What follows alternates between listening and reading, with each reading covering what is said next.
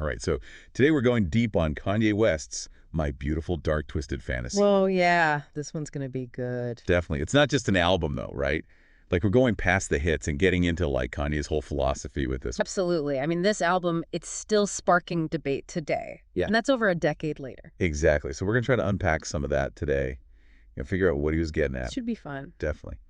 And I think it all starts with that title, you know, My Beautiful Dark Twisted Fantasy. What do you think?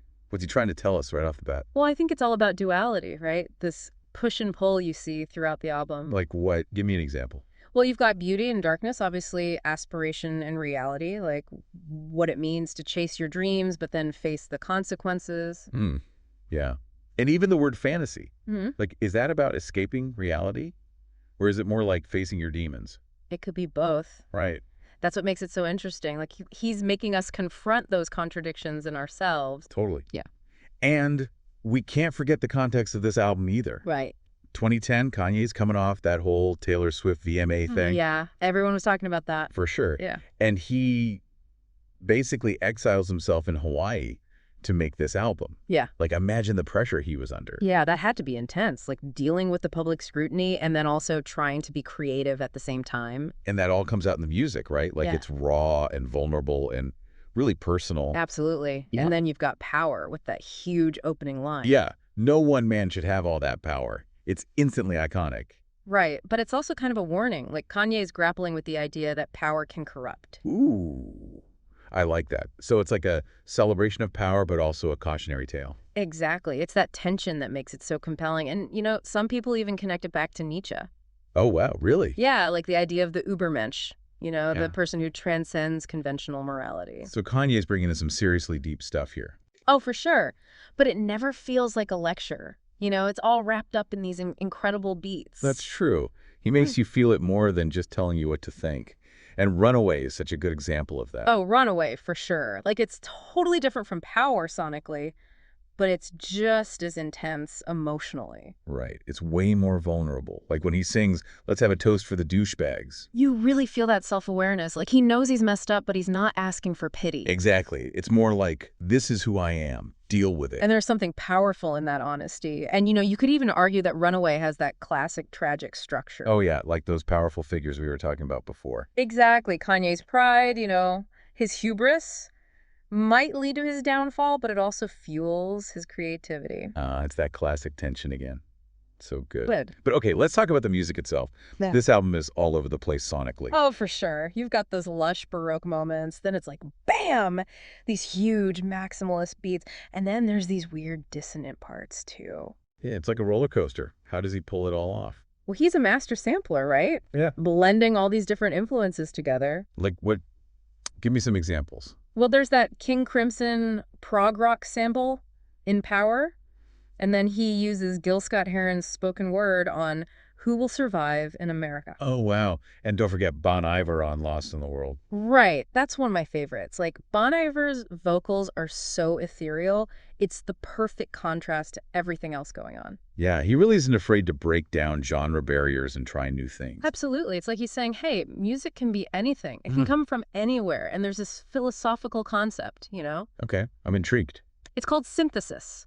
Like, you combine different elements to create something even greater than the individual parts. I see. So Kanye is doing that musically. That's what makes him so brilliant. He's taking high art and pop culture and everything in between and smashing them together. But it's not just random, right? Yeah. Like the way he sequences the songs on the album, Yeah. it feels very deliberate. Oh, absolutely.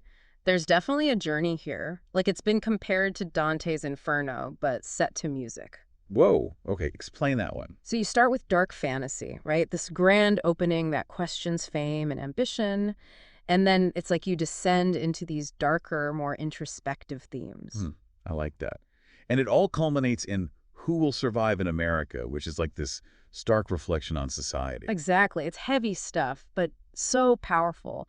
And the music itself mirrors that journey, Yeah, totally. Like all of the lights is so epic and grand, but there's this underlying sense of chaos. Right. The instrumentation is a perfect reflection of the lyrics. Like, on the surface, it's celebratory, but underneath, you feel this unease. Like something's not quite right. Exactly. Like Kanye's battling these personal and societal demons. Wow, he's good. And then you have Runaway, which is like the complete opposite sonically, Hmm. with that stark, vulnerable piano at the beginning. Yeah, it's such a beautiful contrast. Like he strips away all the opulence and bravado, and you're just left with raw emotion. Like he's saying, this is the real me. Yeah. Are you still with me? It takes a lot of courage to be that vulnerable, and it makes Yeah. you wonder, is this whole album Kanye confronting his own beautiful, dark, twisted fantasy? That's a great question. Yeah. And I think it leads us perfectly into our next section. So let's take a quick break and then we'll come back to unpack that idea even further. Yeah, it really makes you think about the whole album in a new light. Like, is this his way of working through his own issues? Right. And critics have actually compared this album to a Shakespearean drama. Oh, wow. I can see that. Yeah, think about it. Shakespeare's plays are full of flawed characters, right? These big themes of ambition and betrayal and redemption. And moral dilemmas, too. Like, there's never a clear-cut good guy or bad guy. Exactly. Yeah. And Kanye is kind of doing the same thing here, would you say? I think so. He's holding up a mirror to society, but he's also putting himself on display. You know? All his flaws and insecurities. It's like he's both the playwright and the main character. Totally. And just like in Shakespeare, there's this tension between the personal and the universal. Like, his struggles are specific to him, but they also speak to something bigger about the human experience. Yeah, like what does it mean to be powerful? Yeah. What happens when you achieve your dreams, but you still feel empty? Exactly. And the album doesn't give you easy answers. It just throws these questions at you and lets you wrestle with them. Which is what makes it so thought-provoking. Yeah. Right? Like it's not just about the music.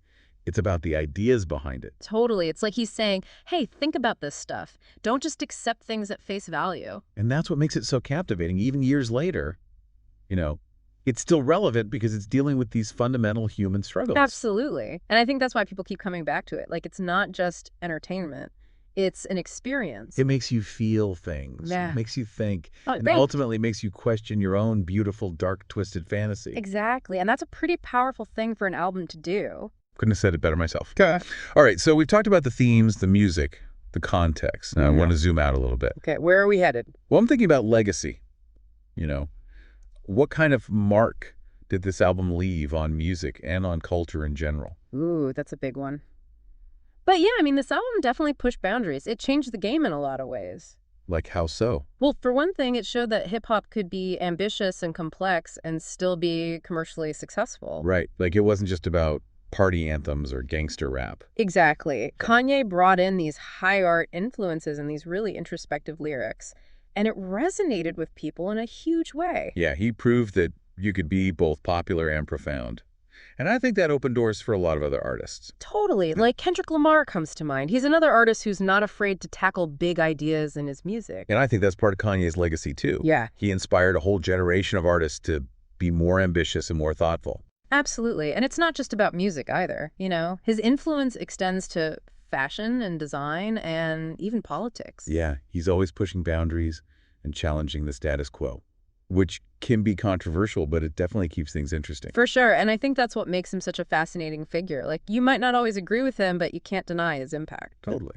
All right, so we've covered a lot of ground today, but I want to leave our listeners with something to think about. Hit me with it. Well, we've talked a lot about Kanye's beautiful, dark, twisted fantasy, but what about ours, Ooh, I like that. Like, what contradictions do we wrestle with in our own lives?